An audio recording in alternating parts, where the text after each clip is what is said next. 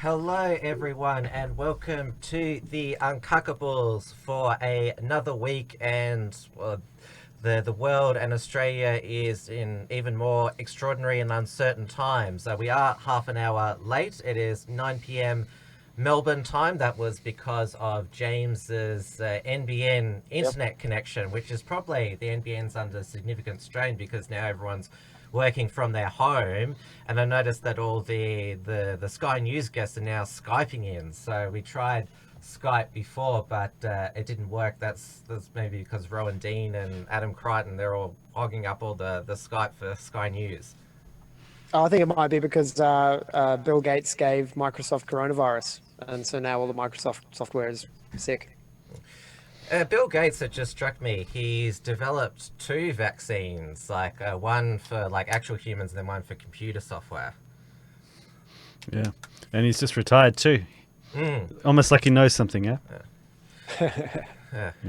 Of course, I'm Tim Wilms, Editor and Chief of The Unshackled, joined in the studio, safe distance away from David Hiscox, Editor of the XYZ, and that, of course, singing the original Advance Australia Fair, James Fox Higgins of Rational Rise TV.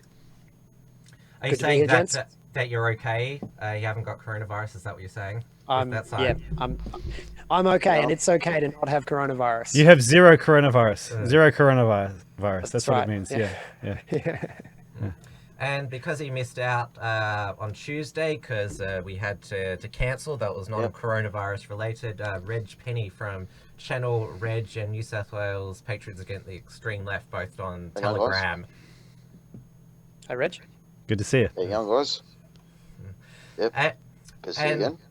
Hey, I was thinking maybe we could introduce this hand signal. This is the C for Corona. Well, I notice all the supermarkets now have got the zero tolerance sign up for aggression towards staff and other customers, so it should be zero tolerance. Zero tolerance. That's it. That's it. Yeah, you've the country would stop without people like you, Tim.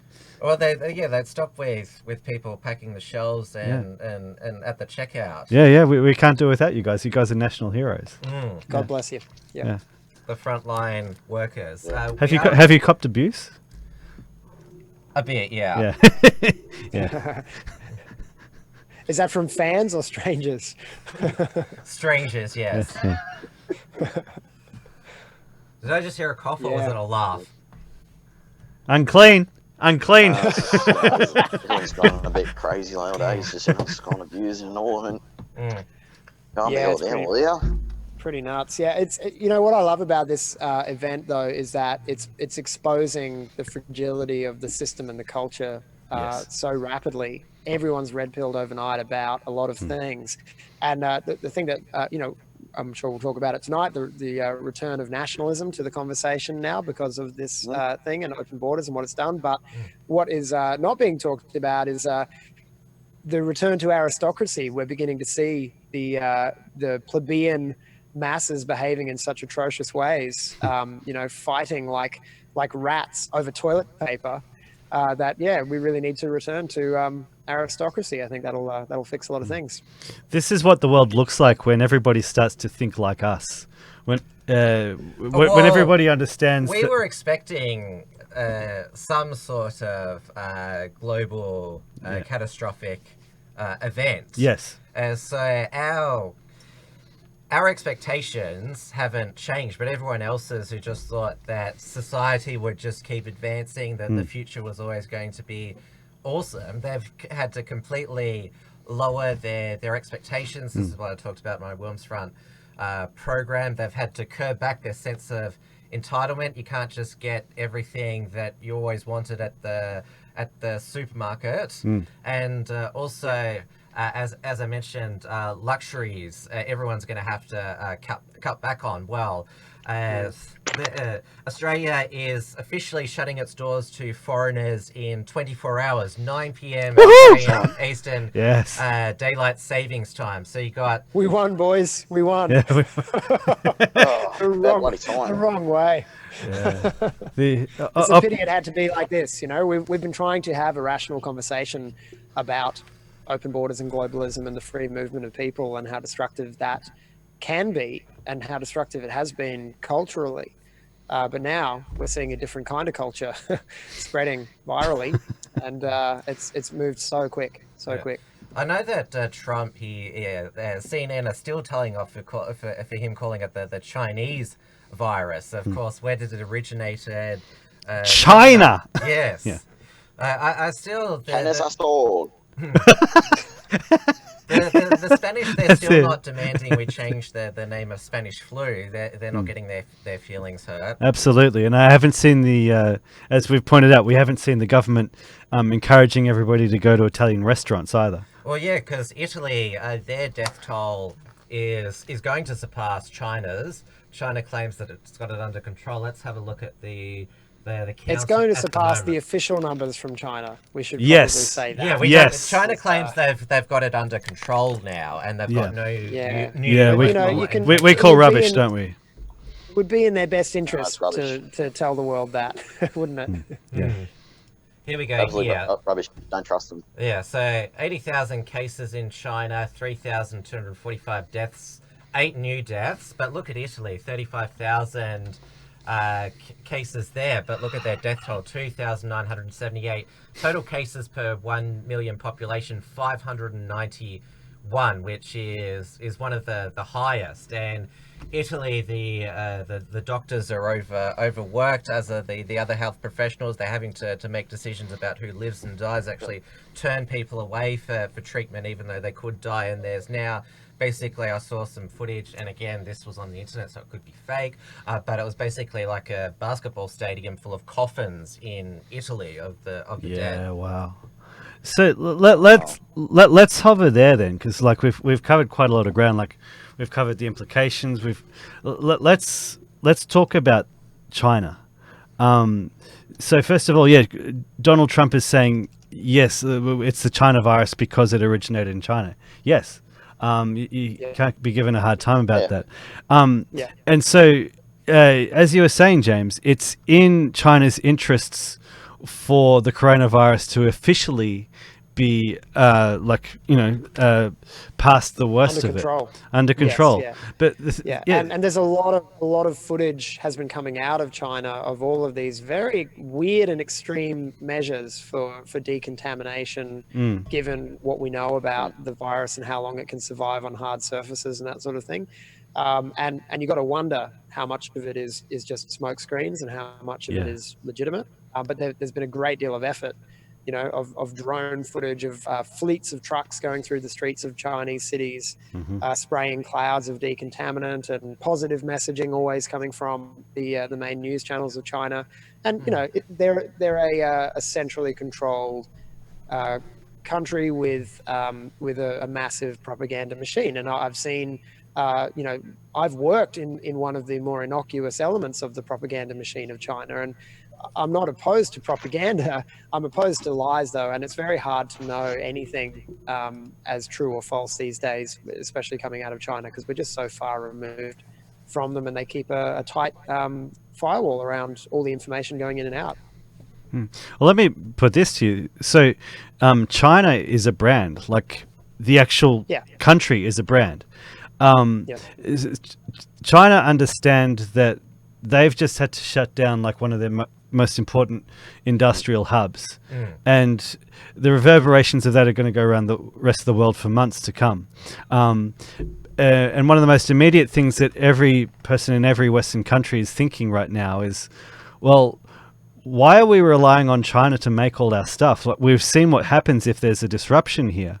We're going to need to have our own local manufacturing. So that's going to be one of the first things that governments do, that entrepreneurs do in Western countries. We're going to start reindustrializing. Yeah. And that means that industry will leak out of China, which means that the Chinese economy could tank, and that'll make things very difficult for the Chinese government to maintain control. Because the Australian public, they've always wanted industries and people. A lot of people say they go out of their way to buy Australian. We don't know how true that is, but Of course, the globalists, they decide where they're going to manufacture things, but of course I call it the globalist virus because it's all the globalists that have been infected. Well, they're the ones who are able to get the test first. Those jets setting around the world, that's why the borders weren't shut right at the beginning, because we had the China travel ban by the Australian government, and I remember was it the Socialist Alternative protested in Melbourne to say that was racist. They're not allowed to protest in the street anymore. The socialists, they're professional activists, are now officially unemployed. So what we're saying here is that the coronavirus is actually a nationalist plot. So staying with China then, like going the next the next step with this. We can make the case, like when we look at the comparative figures of Italy compared to China, as if China has a better health system than Italy. Like we deeply suspect that the Chinese are hiding the true figures of this virus, in which case that's led to, like, I guess a lot of normies around the rest of the world not taking coronavirus quite so seriously.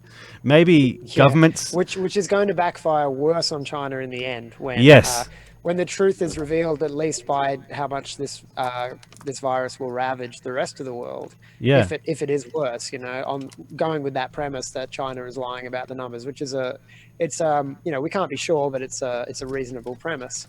And if Italy does surpass the death toll of China, and then it keeps going and it spreads, and other countries see similar shockingly high death tolls, in the end it all blows up on China, unfortunately, or fortunately, depending on how you view it and how long your time horizons are. That's always the main question of your framework of analysis. It's a really shitty thing to be happening, especially for the people who are dying and suffering from it right now. But in the long run, this is something that we need to be realistic that the world has changed this year already. 2020 has probably been the biggest paradigm shift for the entire planet. And it's because of this coronavirus.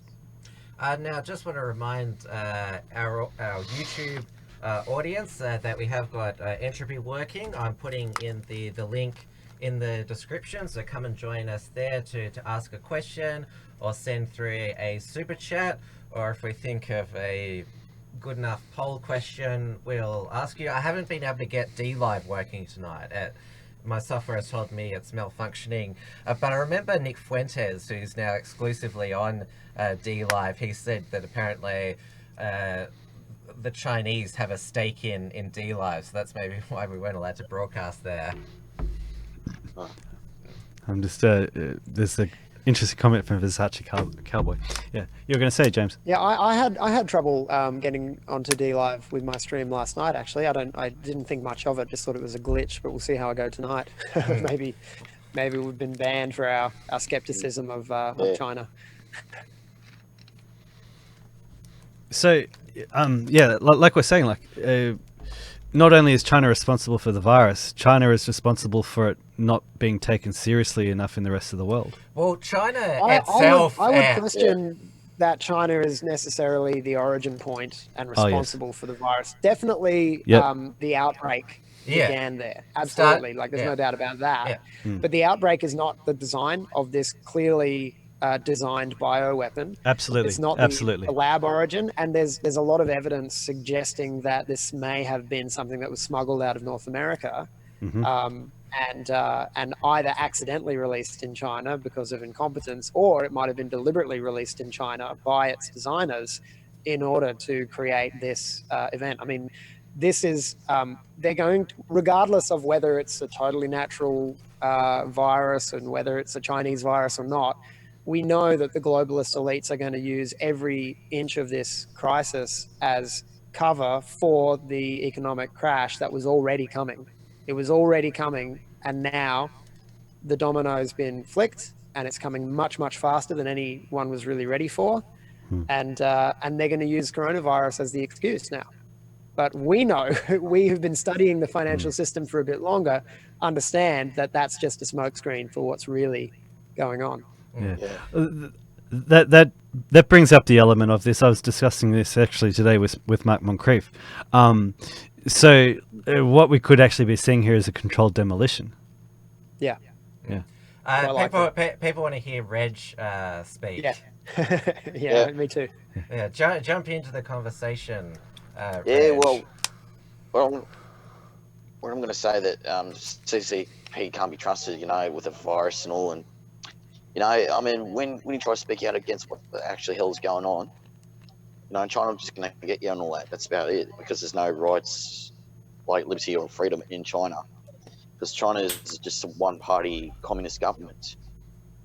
I mean, I think the virus will probably affect them really hard, and after what happened with Tiananmen Square massacre and Hong Kong and all that, I think we're seeing the beginning of the end of the CCP. And if it actually happens, if the CCP collapse, I guess we'll see the red flag going down and the Taiwanese flag, the real Chinese flag, rising up again. Because we've seen what happened to the Soviet Union when everything just went downhill and collapsed and all. And I think it will take much longer for the CCP to collapse and all. And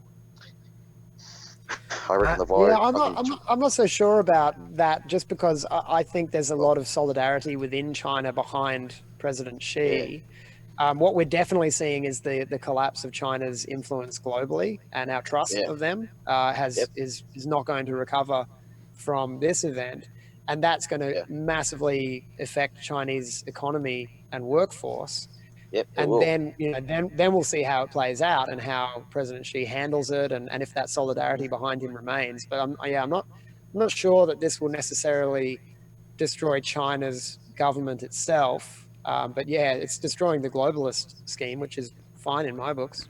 Yep. On the side of Reg's argument, if the industry leaks out of China, it makes it hard for an authoritarian regime to maintain its authority, because like one of the ways that they sort of keep the population compliant is by being able to say to them, look, we're actually bringing you prosperity, we're bringing you a modern China. But if that industry, if those jobs start leaking out of China again, there are going to be a lot of Chinese out of work. They're going to have to find some other way to sort of keep things under control.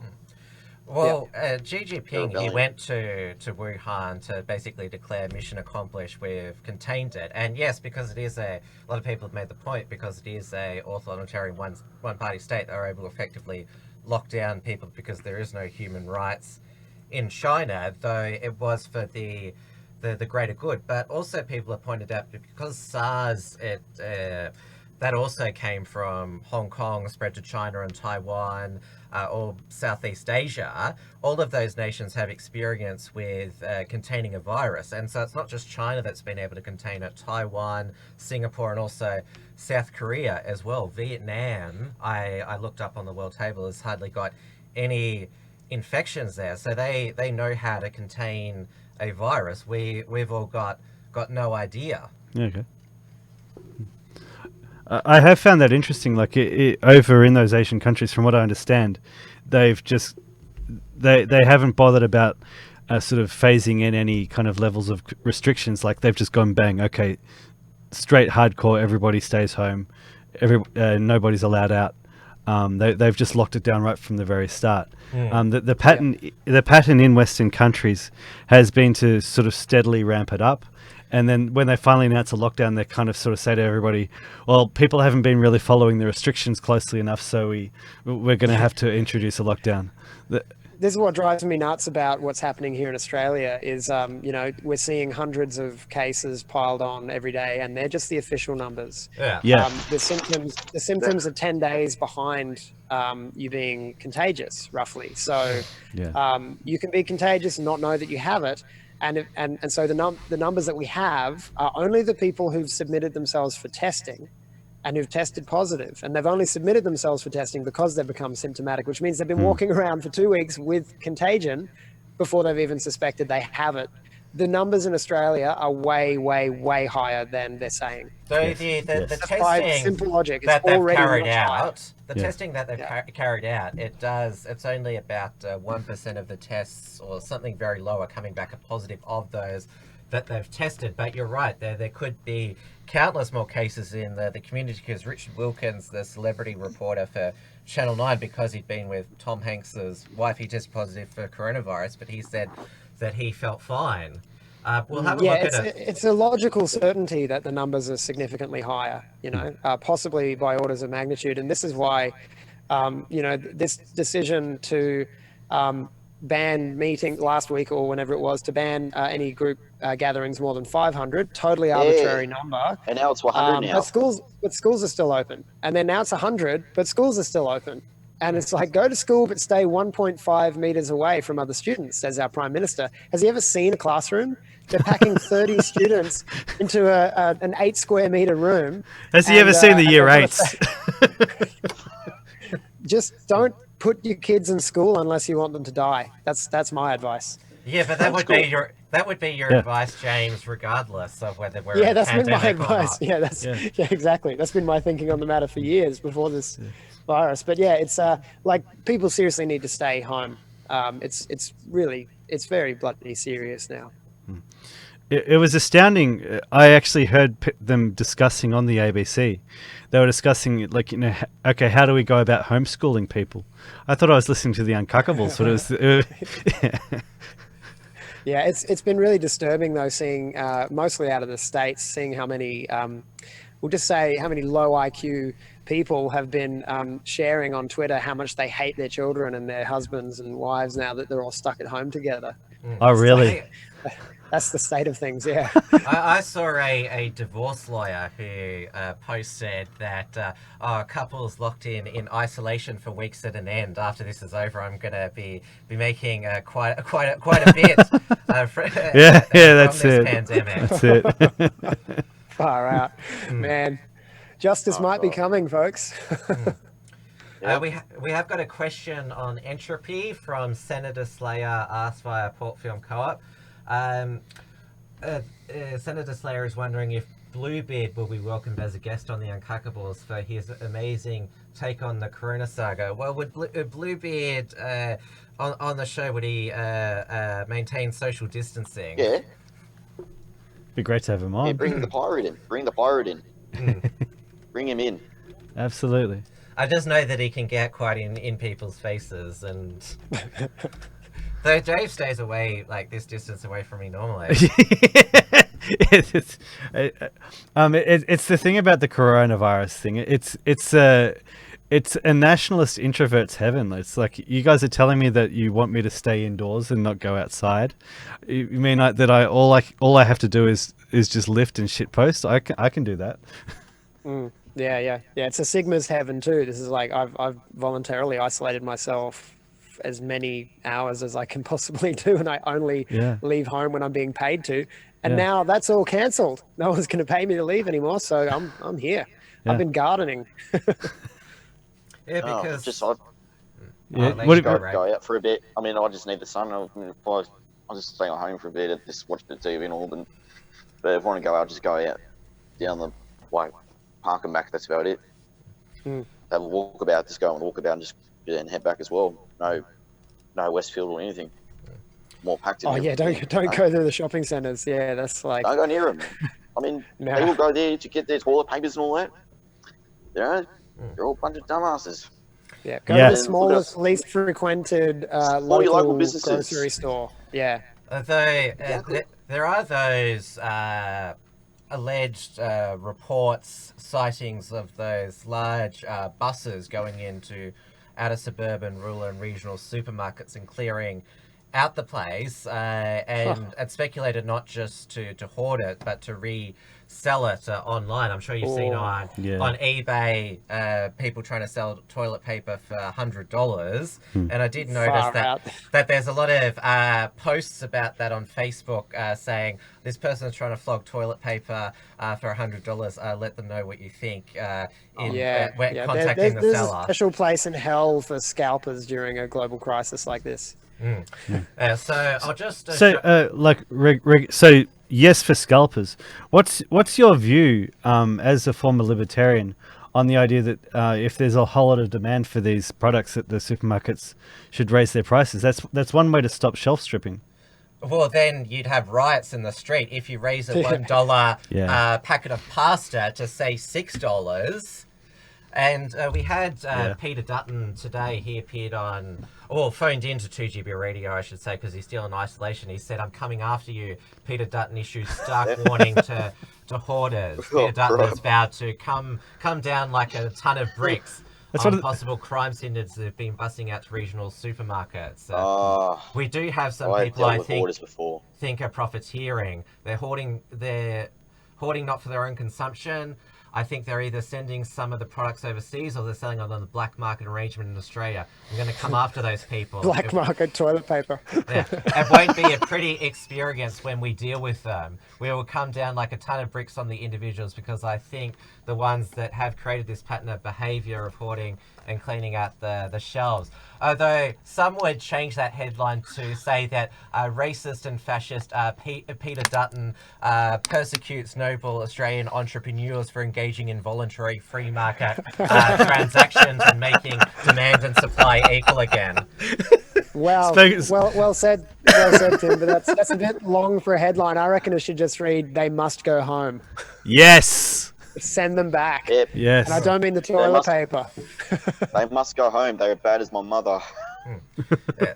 But I think all Australians would rather supermarkets introduce voluntary rationing so we can still get some essentials for the regular price, rather than, as I said, a $1 packet of pasta being $6, because I know that the libertarians sit there in the group saying we should legalize price gouging. This would have solved these shortages.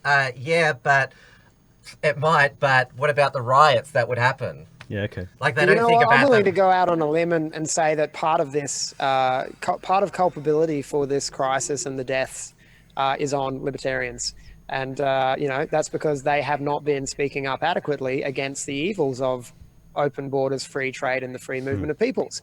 And I was under that spell as a libertarian previously, but once I began to see the truth and the logic of it, once you see it, you can't unsee it, and you try to explain it to these fedora tipping, committed for life libertarians, and they always come back to a moralistic argument instead of a practical one, which is that this is what happens when you don't control your borders. This is what happens when you've lost control of your borders. Is any outbreak that affects any country affects all countries in a globalist world. So we have to stop the free movement of peoples. We have, it's happening now. And this is going to improve things for a while from this terrible state we're in. But then we have to have an honest conversation looking forward about, should we fully reopen the borders again or not? And I say no. Well, that's, I think... Because the borders. Yeah, there'll be a lot of re-evaluation. As I said, the globalists themselves, they're getting coronavirus, so they'll certainly think we don't want to be in this situation where we've got to be isolated for 14 days, not able to go to all of our luncheons and meetings and gala dinners and all that sort of thing. And so you're going to see actual large corporations now make sure that they do have local supply chains. Thankfully, we do have enough food to feed Australians here. The farmers have said there's enough food in Australia to feed 3 Australias. Yeah, we'll be okay. We really can be an independent nation here. We're very blessed with all the resources we need. We don't need to be part of a globalist system. Yeah, that's the framing, isn't it? Yeah. Sorry, Reg. Yeah. Remember the Spanish flu in 1920? Australia pulled through. Oh, I don't. Through it. We should just call it the 1920. Unclean. And in isolation, so it's all good. It's all good. Yeah. Those who are advocating price gouging, okay, you buy the toilet paper for $100. Are you prepared to buy it for $100? Put your money where your mouth is and say, yes, this is such a great transaction. Okay, I was interested. It always reveals, the true colours of some people. I saw Chuck Schumer, not that we didn't know what he's made of, but he was saying, to the Americans, businesses who are affected, having problems because cash flow problems or whatever because of this crisis. crisis. We should be talking about making small, low-interest loans available to them to get them out of this trouble. It's like usury. You think usury is going to be the solution to this collapse? Imagine my shock. Well, the Reserve Bank of Australia, they held an emergency meeting today. Rates are now at 0.25%. The US Fed, they're now at 0 interest rates, I believe. So, and what's the Aussie dollar at now? It's been plunging. Well, I don't think we're alone in that matter, but the Reserve Bank is pumping $6 billion into the economy to try and, for stimulus and to ensure liquidity. But anyone who knows anything about Austrian economics, the good side of libertarianism, who gets the new money first? It's the banks. And they rob the rest of us. Yeah, and this comes down to our controlled demolition again. So, and it's the thing that we've been pointing out, like that our economic system is based on fake money. What you were saying at the very start of the stream, James, that people are starting to clue to the idea that we live with the illusion of wealth and prosperity and plenty.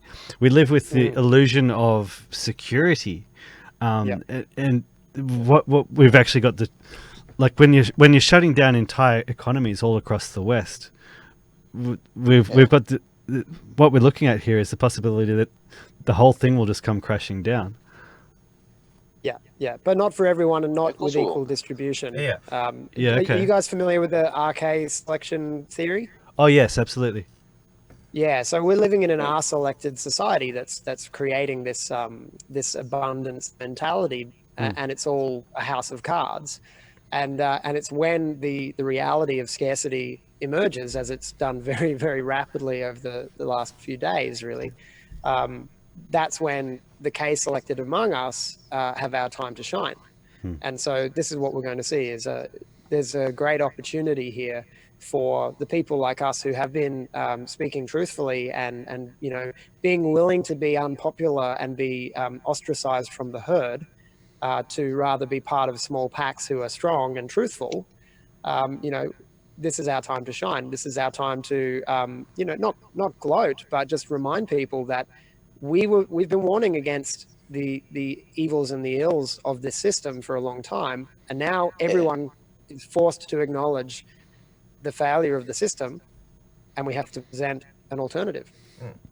Thankfully, we didn't reach full globalism. Like, we're still able to feed ourselves in Australia. Oh, yes. Obviously, other businesses are going to go to the wall because they can't get their parts and other things from China. But as I said, this is, in crisis, there's always opportunities for good change.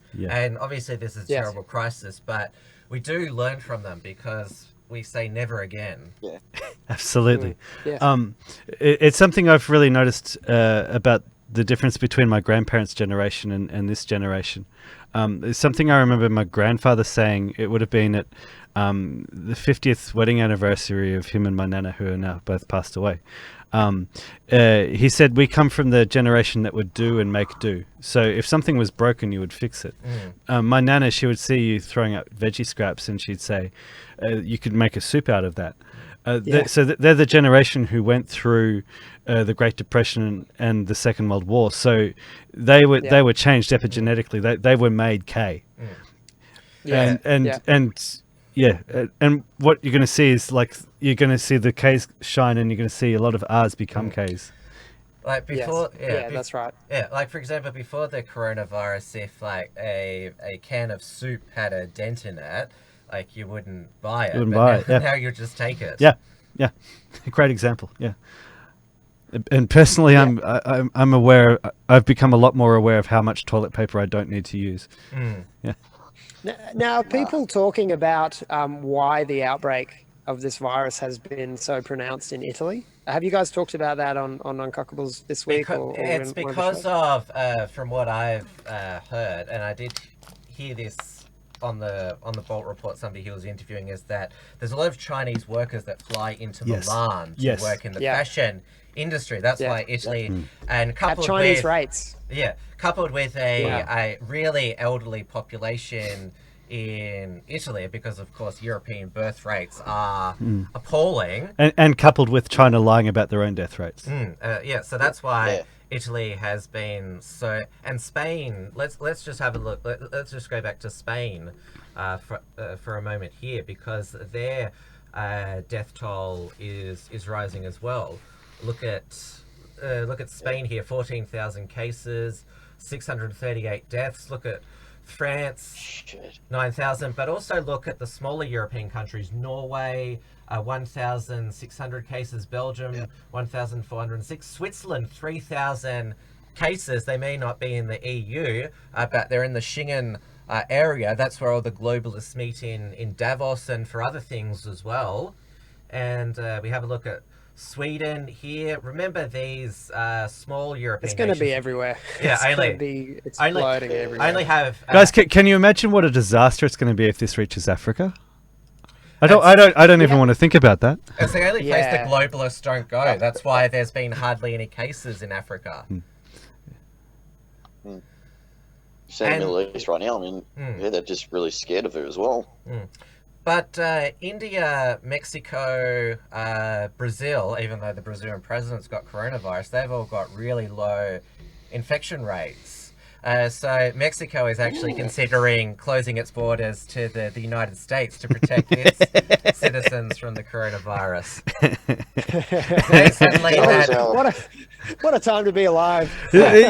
Like, seriously, if you really wanted to, if you really wanted to be conspiracy theorists, all the arrows point to nationalists, because who benefits? Seriously, who benefits out of this? I take an objection to that. The signs point to globalists, but the truth will out, as my nana used to say. The truth will out, and this is the thing: is you can lie for only so long before the web of lies explodes in your face. And what we're seeing now is the web of lies about diversity being our strength, about one world, one people, one human race, all of this nonsense that was only invented in the last few decades. All of this propaganda about us all being one and all being the same and all being equal, and all cultures are just about as good as each other. And if we all just get together in a bag and shake it up, everything will be just fine. The lies are now exploding, and the truth is nationalism, and it will return that way. And this is what happens when you trust mainstream media too much in the government. I mean, when you trust them too much, you're probably a bit of a douchebag. But when you find out what actually happened and all that, but it's easy for them to manipulate when people are raised by them, essentially. And what we've got is the result of the boomer generation checking out of their responsibility as parents and letting their children be raised by the television. So most millennials are idiots. And it's only the Gen X and the Zoomers who seem to be skeptical and woke enough, genuinely awake and aware of the lies that are being fed to them. And now that system's collapsing too. Yeah, I'm Jay-Z. I mean, everyone, the Mongols are back me up all days, just trying to give up mass prod and all that. I said no, and then when over the gun thing, when I found out about mass diversity and all that, I discovered other mass shootings. I denounced the mainstream media and the government and all, and that's about it. That's where I got. And what we need is a government that will protect us from lies, and we need anyone who lies in a public space to be absolutely legally liable for the lies. That means every politician who's lied in Parliament needs to be charged with a crime for lying in public on public time. Every media person who has lied to the masses and created a false narrative needs to be punished for it in some way or another. It could be as simple as losing their job and losing their position of influence. That would be adequate for most cases, but public lies need to be punishable, and that's what we haven't done. We've just gone, oh well, got it wrong. Sounds like proprietarianism. Oh, it does, the doesn't problem it? is- Interesting that. Well, the problem is, they changed the treason rule. If you Yeah. get caught treason, you get sentenced to life behind bars, not get the death penalty. That's a bit absolute rubbish. Public They should hanging never would, change would that. do it.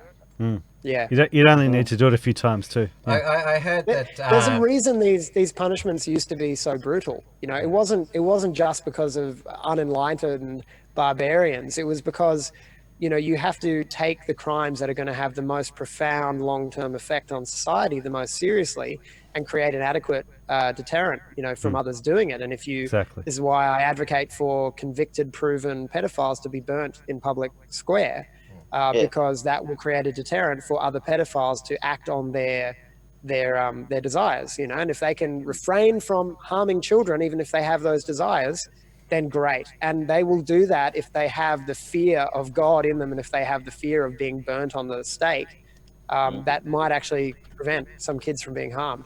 But because we've gone soft on crime, and we've gone soft on treason, and we've gone soft on politicians raping us and fleecing us, you know, one day at a time, now we're slaves.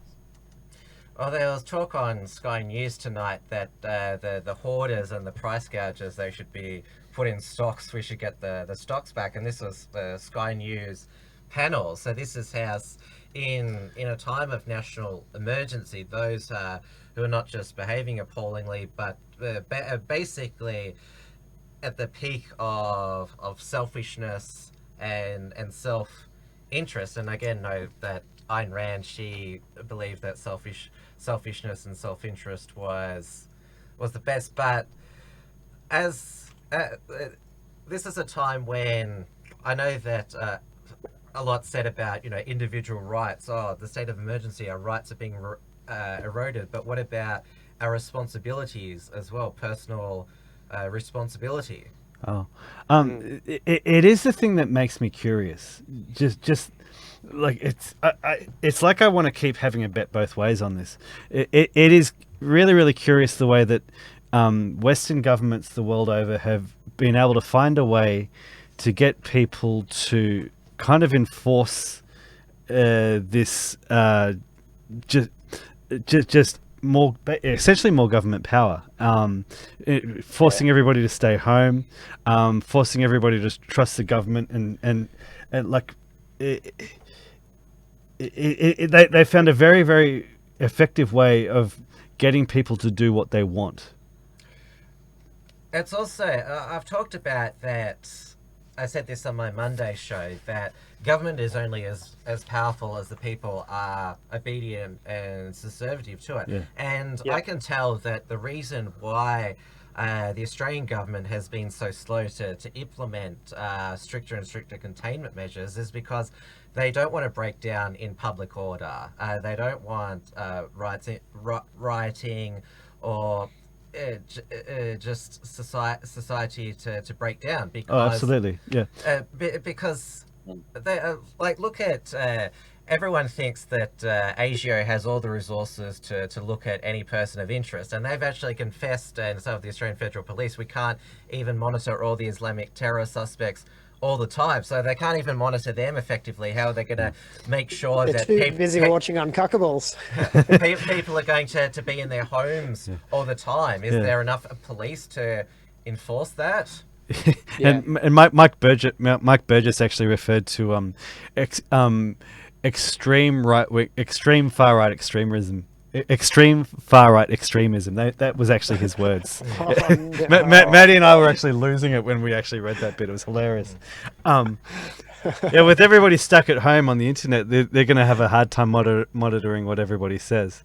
Yeah, but like regarding like how they've sort of staged it in, as I was saying before, like I think in Asian countries you can do that. Here they understand we kind of work a different way, and they've got to phase that in. And they're trying to shoot down as many times as they can that Australia's going to go into a national lockdown where there's going to be curfews. You won't be able to leave the house unless you have to go to work. I give it 3 days. If they backflipped on that, then because I've argued this with people.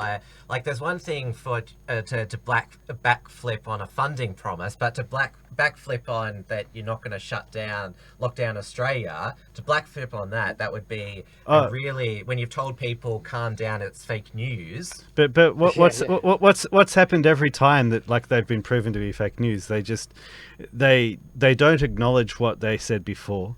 They said, look, let's move on. That's all in the past. They've always they've always got away. We've always been at war with East Asia. Come on. It's because the Australian people didn't follow the instructions closely enough. They were having bigger gatherings. They were still out there doing all the things we told them not to do. We didn't want to, but now we have to. That's what they'll say. That's what they said in other countries. The New South Wales Police, they're now at the supermarkets distributing toilet paper. I'm not sure. Have you seen? I'm not sure if you've been to the shops. There was just introduced today. Yeah, I saw it from Arvy's videos on Twitter, and the New South Wales Police are kind of guarding the shops and all that at the moment. Yeah, I know that Arvy said that this is a sad state of society, and if people weren't so greedy, this wouldn't have happened. Yeah, exactly. He's in New South Wales. Just don't be greedy, people. Don't be greedy. No, what this is proof again that not all people are equal, not all peoples are equal, and most people behave like a teeming pack of rats as soon as they're made uncomfortable, even slightly uncomfortable. As soon as they even have the idea that they might be uncomfortable tomorrow, they start to behave like animals. And so, which we're seeing. We can be realistic about that. All of this nicety of society has been built on a house of cards, and it's untenable. It's unstable. But society was like this before. I mean, like customers abusing supermarket staff. That happened previously. All of this. Does anybody remember the whole plastic bags thing? Yeah. Oh yeah. So if you look at the behaviour that we're seeing in Australia, for instance, today, right? Not today specifically. I mean, at this point in history, the kind of behaviour that you are rightly saying, Tim, is experienced.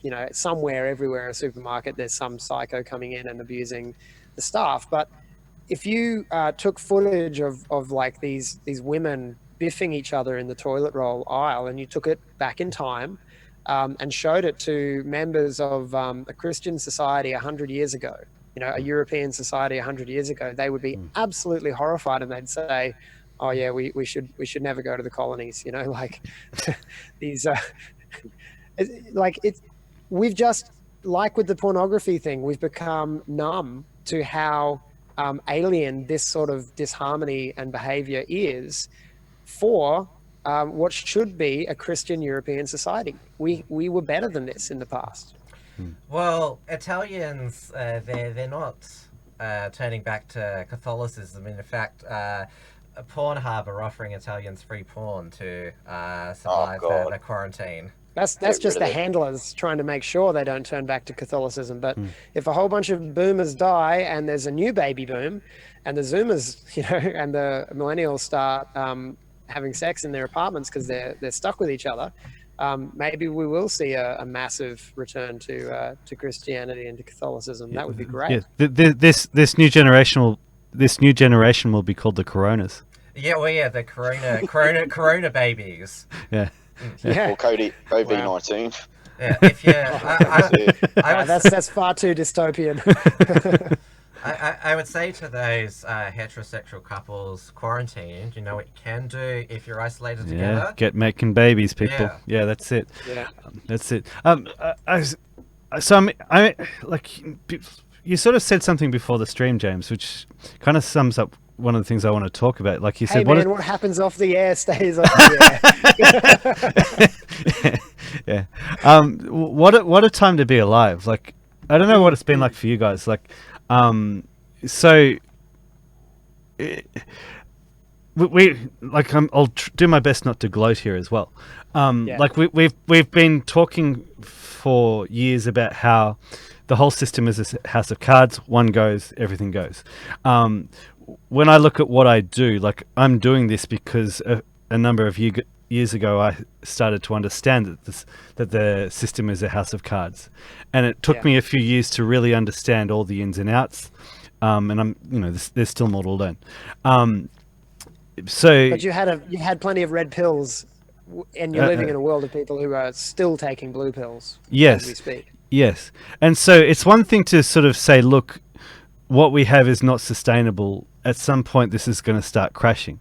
And so then I've been going into supermarkets and I've been seeing the empty shelves, and there's a part of me which is going, so is this it? Like, it's almost like a sense of unreality to actually see the things that you've been predicting start to play out. So it's well, I didn't expect it to be quite this soon, but I did have a strong sense that 2020 was going to be a turning point for at least me personally, but I didn't realize it was going to be for the whole freaking planet. But I've been praying over the last 6 months, for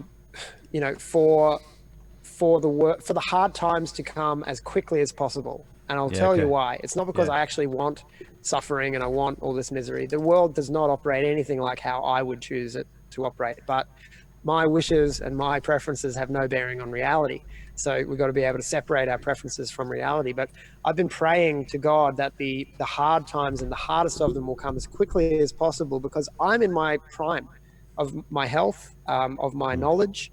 And I want to be somebody who's here to fight the fight in any way that I can. May it remain with words, but I want to be the one who has to pick up the pieces so that my sons don't have to do it. And kicking the can down the road, or hoping that it's just going to not happen until after I die, that's a boomer mentality. And that's why it's happening so hard and fast now, is because we had an entire generation of people who didn't want to take any responsibility or have any long vision for the world, and didn't want to leave anything good for their children, right? Yeah. And so I don't want to be like that. I want to be somebody who says, no, let's look at the world realistically and truthfully.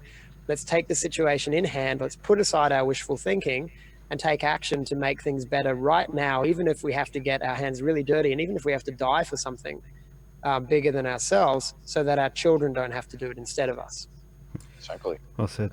Look at what the political issues were 6 months ago. All of those first world problems have now been obliterated. Like Greta Thunberg she's ruined now. Greta Inc. is gone, because she was sort of right about a mass extinction, but she was talking about climate change in the sky, not a virus. But she had the school strikes. She thought Gaia was gonna smite us. The school strikes all around the world, but of course there can't be any school strikes now because math gatherings are banned, and in a lot of European countries schools are shut down. So how can you have a school strike if there's no school?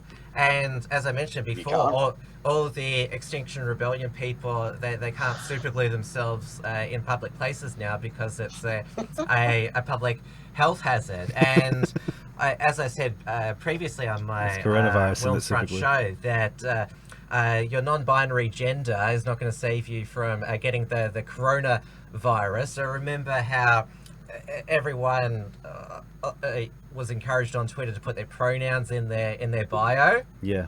Like, you really think, like, can you imagine now if you're like the reaction if you're at the checkout now and somebody calls you the wrong pronoun, you really think that it's ma'am. It's get the fuck out of my shop. Don't raise your voice in here.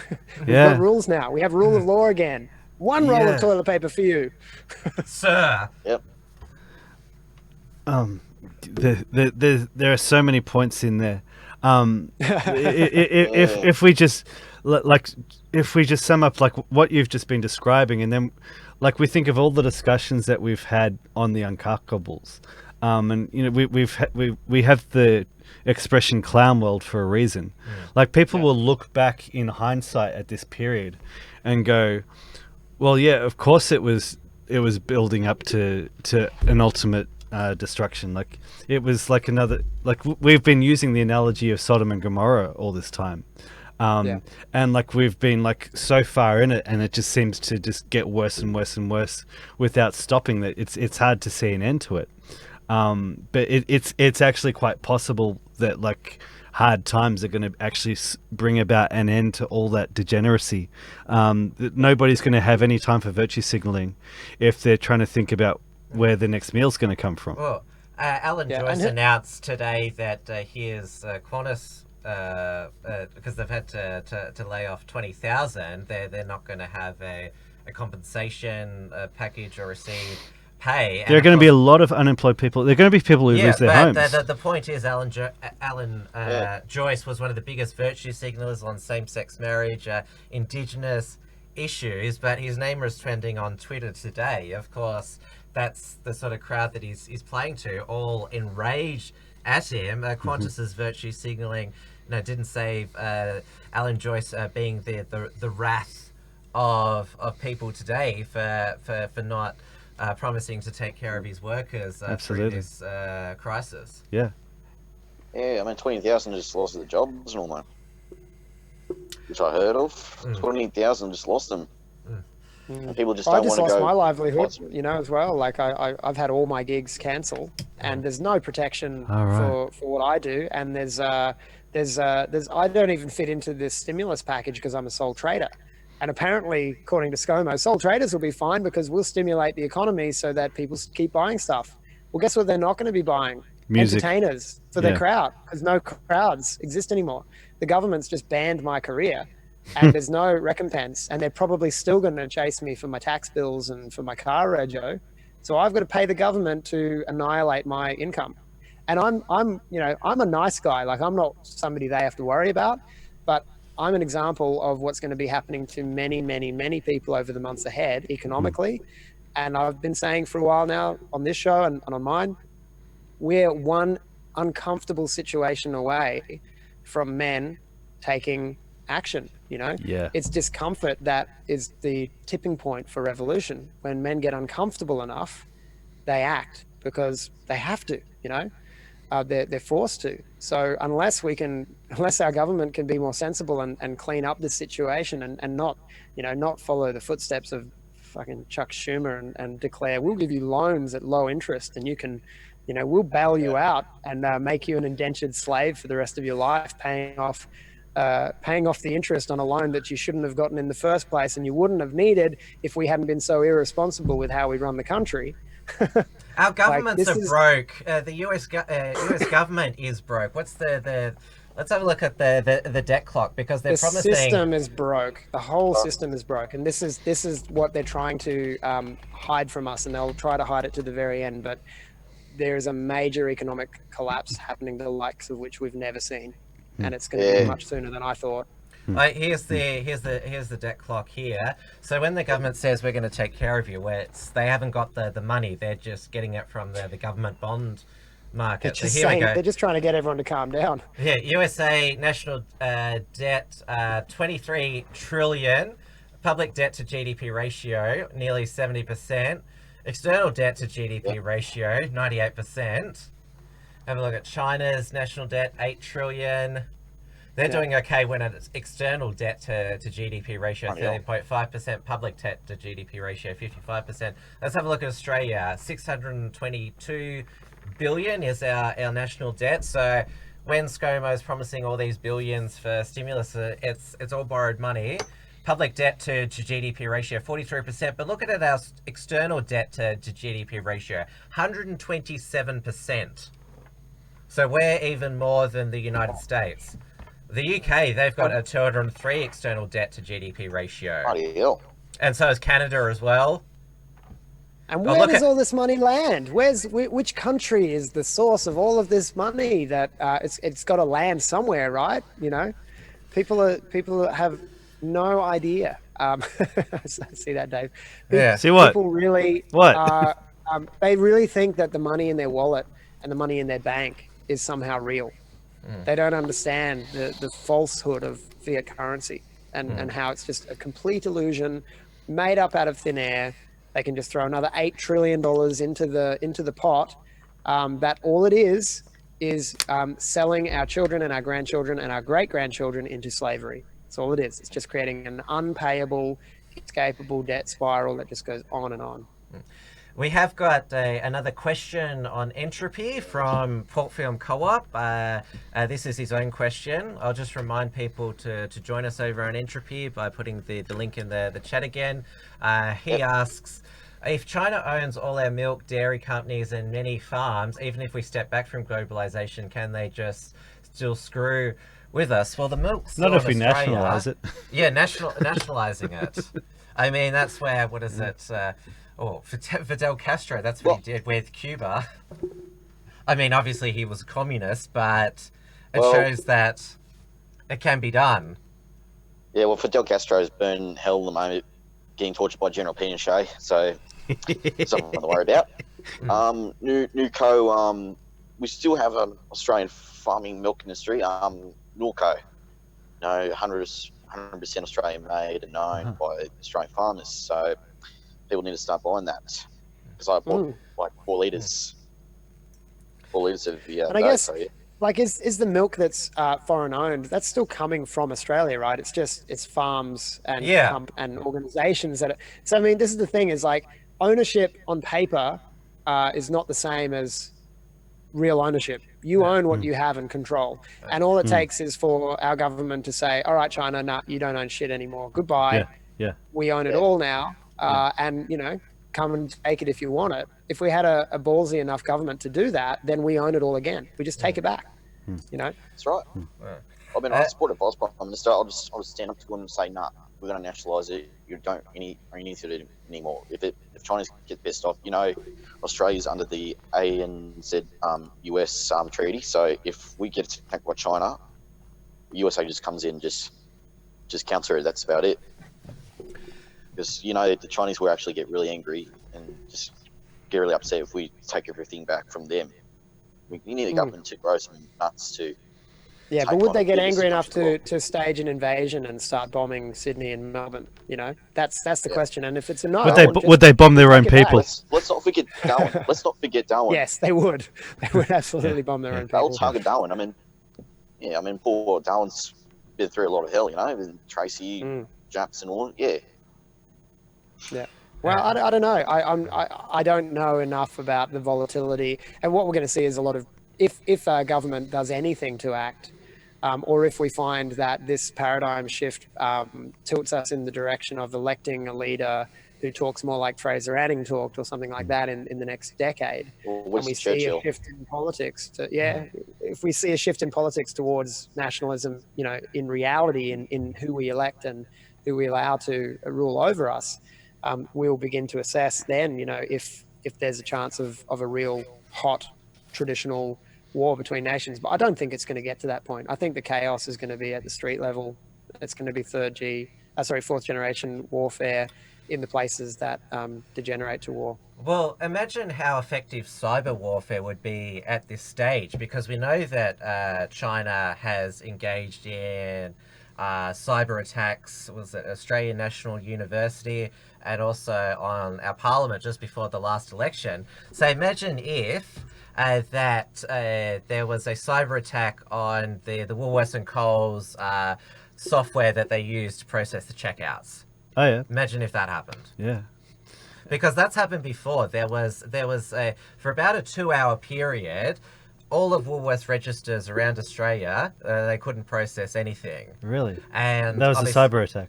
Well, it wasn't a cyber. They don't know what happened. It was some sort of a glitch, but it just showed there was chaos in those 2 hours there, and like that just gave a taste. We're far too dependent on network systems, that's for sure. And I guess we should probably say with clarity that it's the official Uncuckables policy to disavow any acts of terrorism, including cyber terrorism. Don't do it, kids. Don't do it. It's not worth it.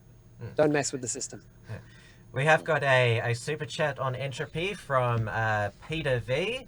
Another generous super chat. He must have stashed away a lot for an emergency he must such as this. He must have a lot of toilet paper to sell.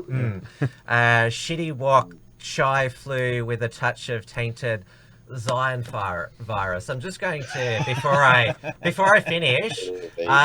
This just broke today that Mossad brought 100,000 unusable coronavirus test kits to Israel, which they can't use for testing. So Apparently. Mossad have made a huge error there. Apparently. And it goes on, Peter V. Fatties fighting over toilet paper. Hoarders can no longer sell. No more further diversity. Nationalism is coming to town. Woke. Greta is now broke. Greta, how dare we? The following is the Corona Uncuckables, and he's got a link to his. He's got another masterpiece, Peter V, which I'll post in the chat. His videos are so good. Yeah, good. Yeah, he's really funny. I mean, I really like his videos. Oh, it's too big to put in. I'll just put the link in there. There we go. Yeah, Ripper. There we go.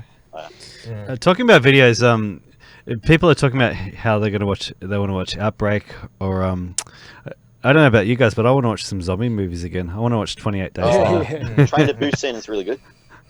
Train to Busan. I like I Am Legend because it's the lone wolf, you know. Oh yeah. Yeah. Shaun of the Dead. Shaun of the Dead's good. Shaun of the Dead's very funny. Yeah.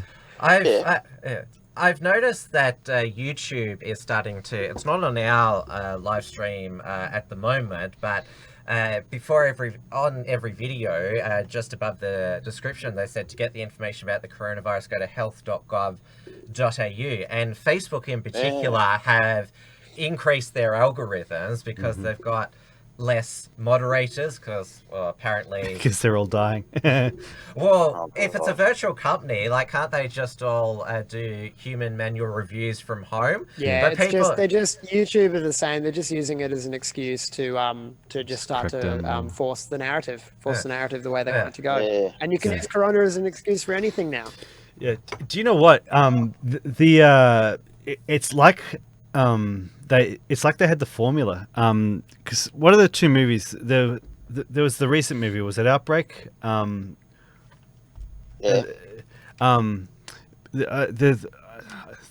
the one that I saw with Dustin Hoffman, which came out in the 90s. There's a more recent one that came out. Somebody was telling me the plot of this movie. Contagion. Yes, Contagion. Yes, because in Contagion, the one with Matt Damon and yes, because in that one, I watching that in school. Apparently, because I haven't seen this one, apparently in that movie there's a blogger who is like trying to sell these fake cures for the virus which is going around the world, and then the American government go in and they arrest him and they stop him. Yeah, he's one of the bad guys. So that they've already got people like us set up as the bad guys.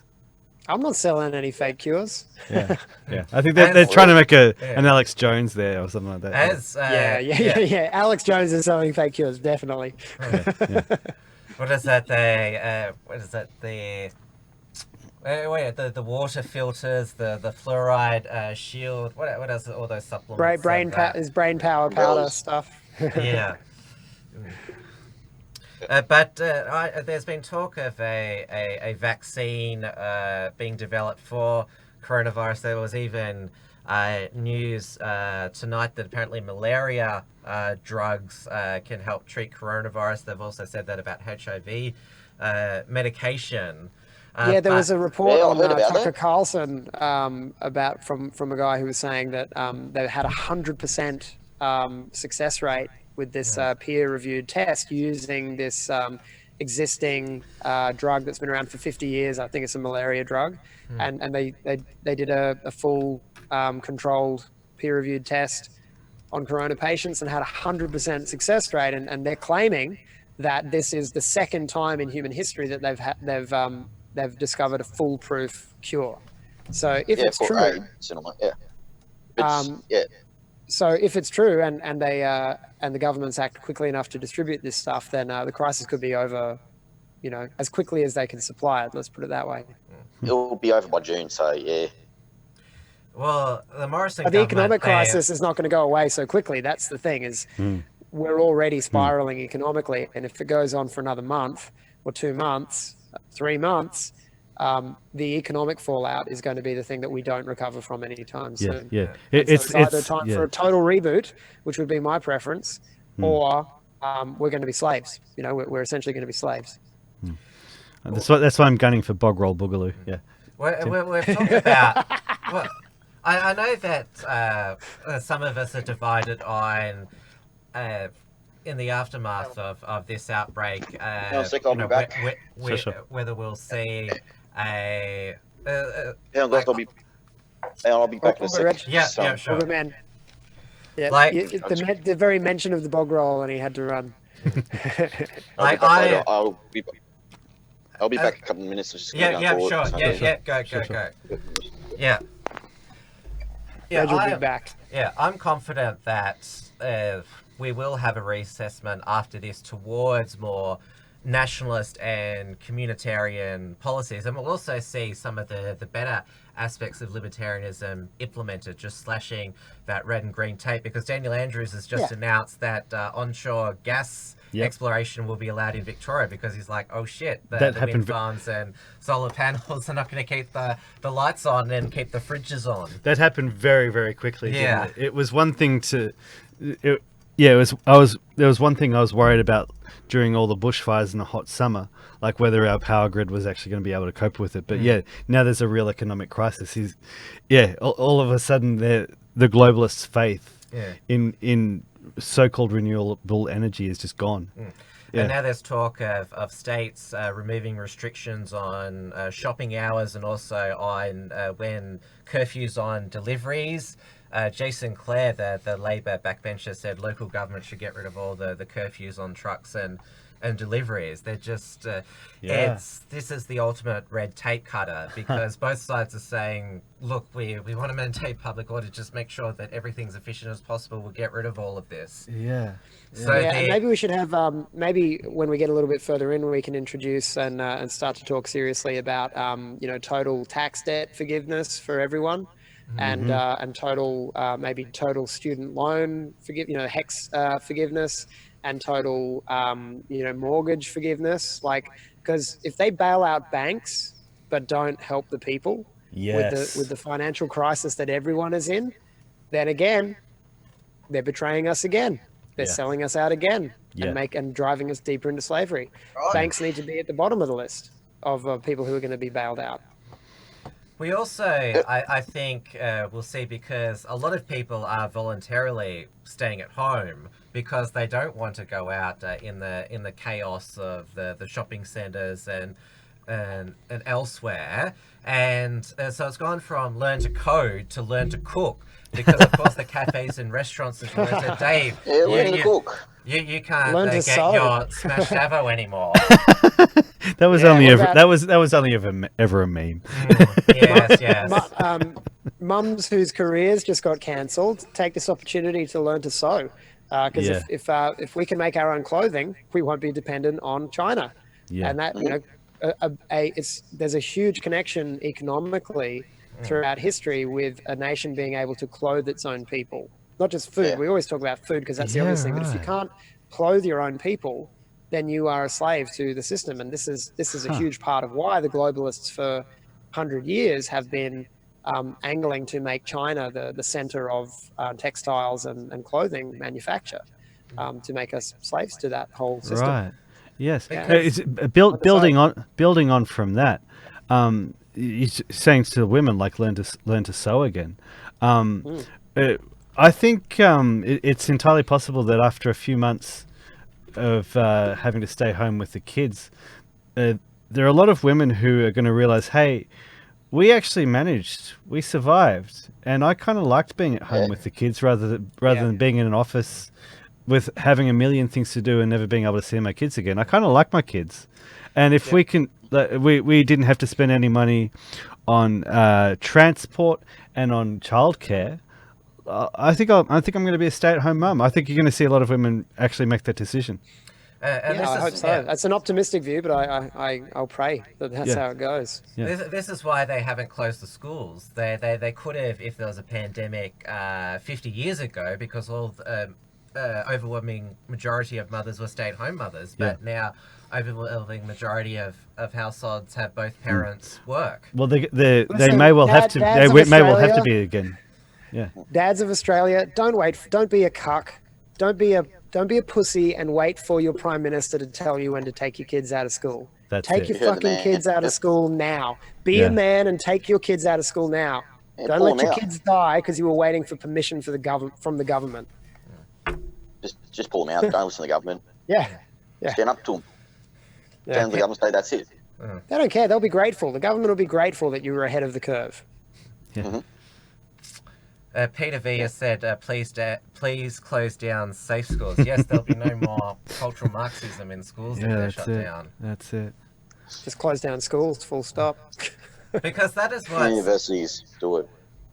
we've been talking about, the fact that I talked about learn to cook, but we've seen also parents delegate their raising of children to the schools and the childcare workers, and we see a lot of people treat their children as sort of accessories, and that the school holidays are coming up, I'm stuck with them at home, and that it's a really appalling attitude. Here's my other thing. I think again, like I've been gunning for a lockdown for a while.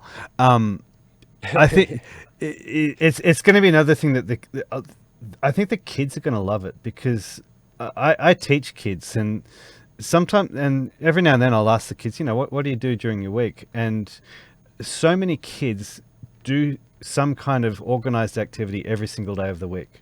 And like, I'm not just talking teenagers, I'm talking young kids.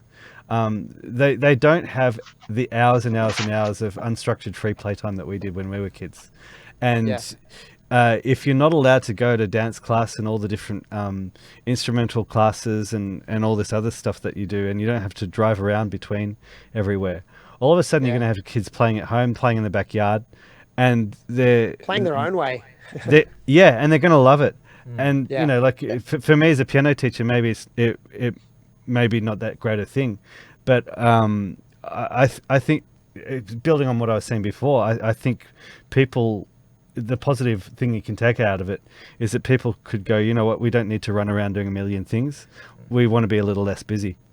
Yeah, and we also don't need to wine and dine, go out to clubbing every Friday, Saturday night. Don't need to. No degeneracy. Yeah. And I know that, your industry, James, has been responsible for some of that degeneracy and What? social. We just sing songs, man. We just make people feel good. They make their own choices. Clubbing. What they do with that feeling. We Was all that- know what what was that, happens Reg? at those music festivals, which have I all don't been do festivals, cancelled. man. I No, don't do miss festivals. this. No. That's your industry still. Nah, that's a separate industry. I'm a wedding singer. Okay. I have no qualms about the Melbourne music scene shutting down. No. Also, Yeah. Melbourne comedy scene has been shut down as good well. Oh, the shame. Yeah. Oh dear, what are we? What are those- woke jokes? What are all those dykes going to do now? It's just- Yeah. I saw on Twitter that Osman Say what you really Faruqi think, was Dave. planning his debut show at the Melbourne Comedy Festival, and he's disappointed. Can you imagine his jokes? yeah, that's what I mean. Like, Who's that? Sorry, who was it? Osman Faruqi. Oh, I know the name. I can't remember who it is though. Faruqi's Yeah. alright. Yeah. Just if you don't know, just forget about him now.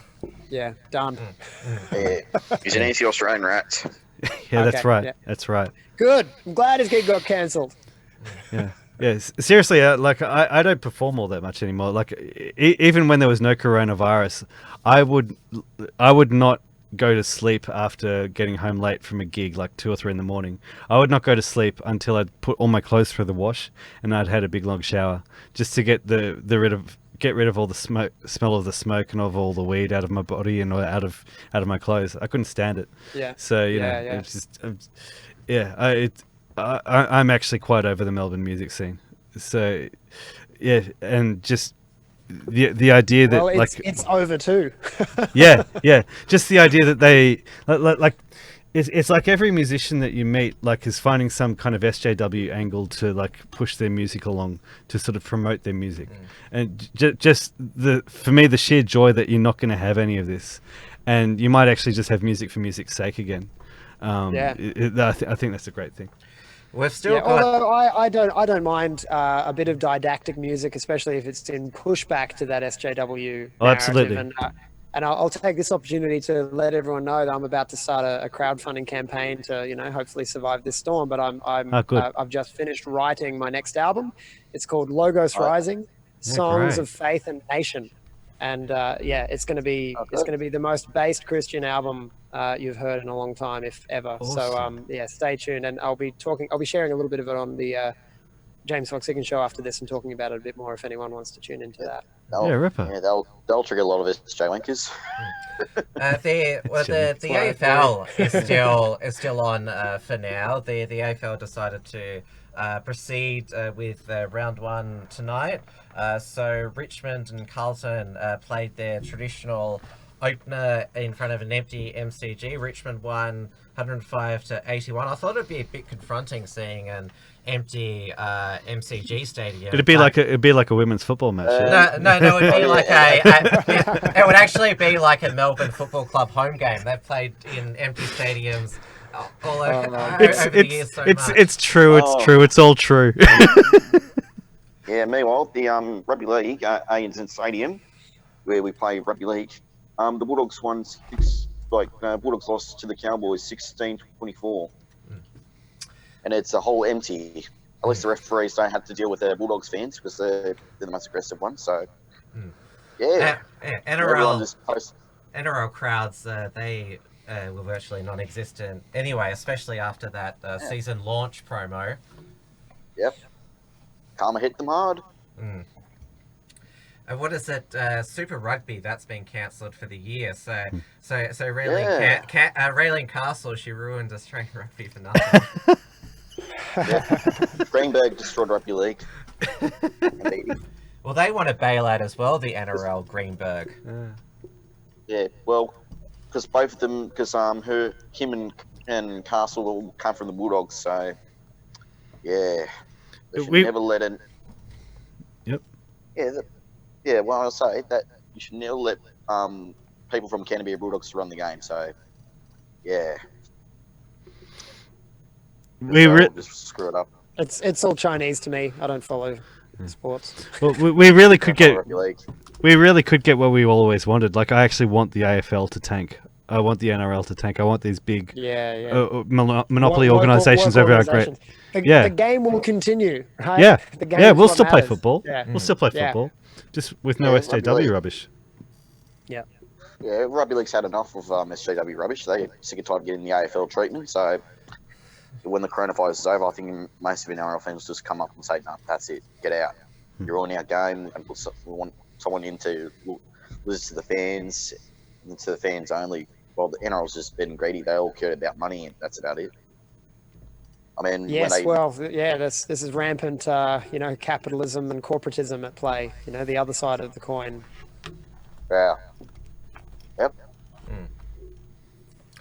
Was it Peter V said XYZ back to the VFL, Dave, just like the old days? Yeah, I was about to respond. Yeah, I actually consider the interstate clubs to be foreign interlopers. Like, I'm that parochial. Yeah. Well, there's going to be no games in Tasmania this season, because the breaking news this afternoon is Tasmania is quarantining its state from the rest of mainland Australia. Yes. If you come to Tasmania from interstate, you have to isolate for 14 days. Yeah. So what you're saying is that you can't catch coronavirus from your sister.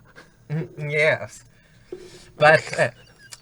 Tasmania is now acting like it's not part of Australia anymore, but it is an island, so an island is easier to isolate. And let's get this let's seize this day and get this nationalism discussion normal again, and then after that we can talk about making Australia defederalized again.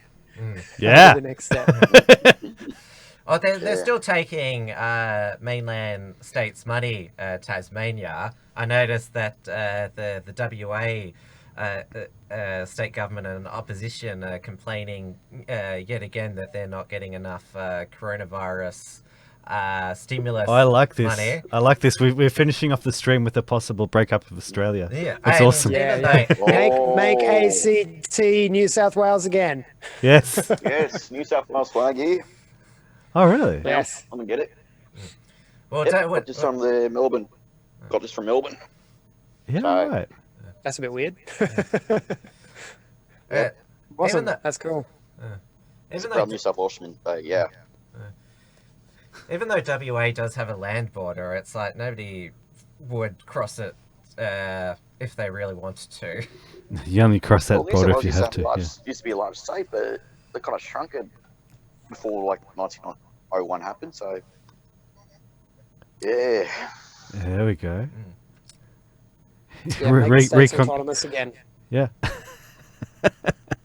I'm all for it. I'm all for it. And then we can break them down even further. Then make locality. Make local councils autonomous again. And localism is life. Yeah. Globalism is death. Yeah, because Singapore and Taiwan, tiny nations, they were able to contain the coronavirus, and they're also really rich nations. Small is good. Yeah, small's great. Yep. yep. Good on someone. You've got your show coming up in a few minutes, James. I do indeed. It's going to be Yeah. good. We're going to talk about Whores of Babylon and how the sluts of Hollywood are partly responsible for this coronavirus madness. Good. Are you going to talk about the fact that apparently hookers are going out of work? As well? Oh, Yes, poor, put 'em in a work. poor darlings. And the police did say that they're having Screw to the hookers. prioritize their police work now, and so they're not going to prosecute prostitution or do prostitution stings Yeah. anymore. But it's like all of a sudden guys just don't want to touch something that's unclean. Yeah. Ban prostitution, ban it all. Yeah, I imagine probably one of the first industries to really take a hit were the Chinese massage parlors that are scattered throughout all the cities. I don't think anyone's been going to those for a while since they were released. There's all sorts of corona in there. Yeah. So I walked through a beautician shop at one of the shopping centres I was at, and the old white ladies were still getting their nails done by the Chinese ladies in the masks. So They still had a the bit masks, of a- yeah. a bit- Well, they always wear the They masks at the anyway best 'cause of times. Yeah. fumes. Yeah, that's it. All right. Thanks call it. everyone for watching tonight. I'll be back tomorrow night with another episode of Trad Tasman Talk. The Tasman Sea now will be vacant because New Zealand is also shutting its borders as well. Jacinta Ardern, the globalists, no foreigners allowed. On the anniversary of something that Globalists never are happened. Yeah. nationalists?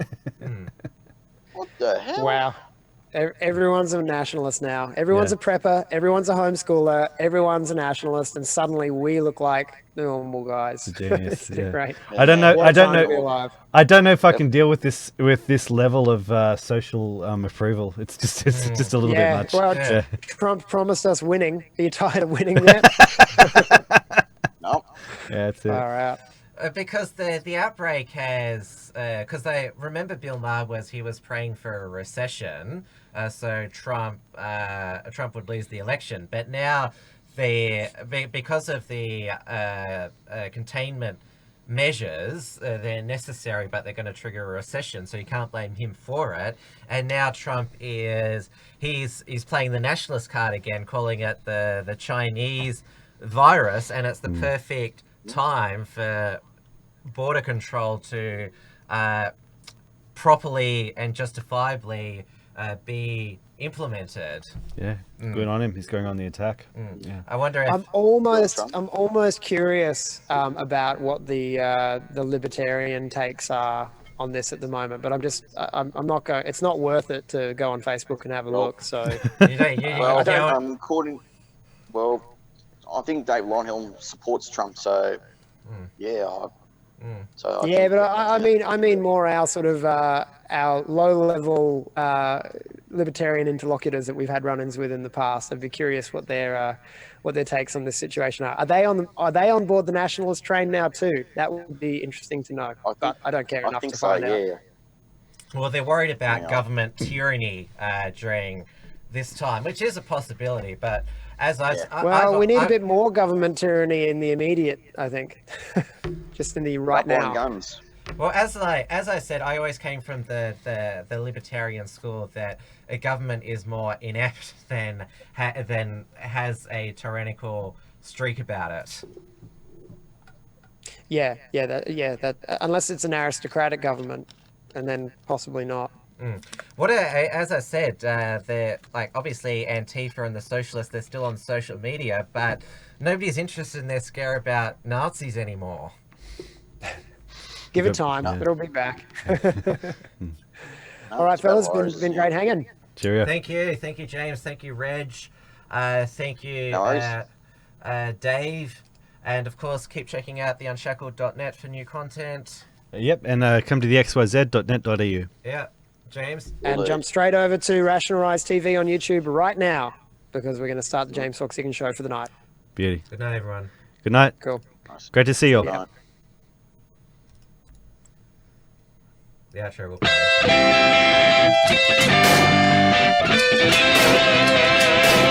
The Uncuckables.